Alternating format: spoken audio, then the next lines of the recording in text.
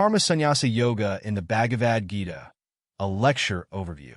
In the Bhagavad Gita, Karma Sannyasa Yoga refers to the path of renunciation through selfless action. It combines two key concepts, Karma Yoga, which is the yoga of action, and Sanyasa, which is renunciation. The integration of these two forms a powerful spiritual discipline. 1. Karma Yoga, the yoga of action. Karma Yoga teaches that one should engage in selfless action, without attachment to the results. This means performing one's duties with full dedication, but not being driven by the desire for personal gain or success. Krishna advises Arjuna to act without ego or expectation, focusing solely on the effort, as the outcome is determined by the divine. Key teachings. Selfless service. Nishkama karma, acting without expecting rewards. One should work for the sake of duty, dharma, offering the fruits of one's labor to a higher purpose. Detachment. Detachment from the results of action liberates the mind from anxiety and suffering. 2. Sanyasa, the path of renunciation.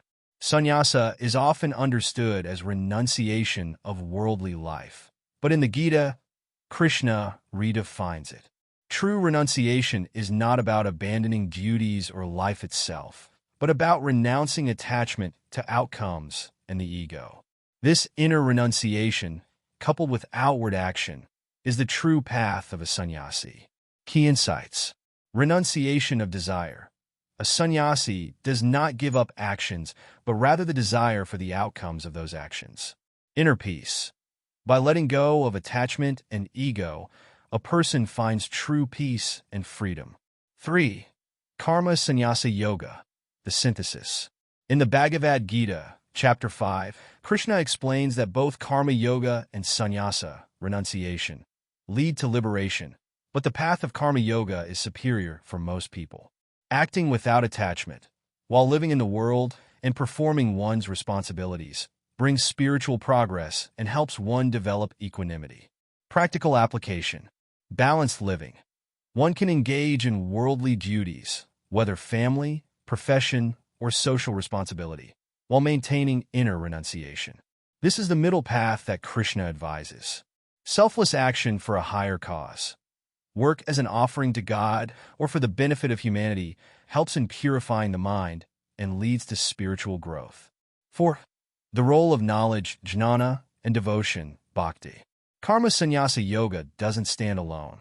It is supported by jnana, knowledge of the self, and bhakti, devotion to God.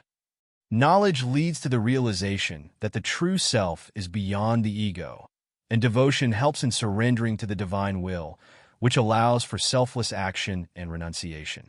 Conclusion. Karma Sannyasa Yoga in the Bhagavad Gita provides a practical and spiritual guide for living in the world while striving for liberation.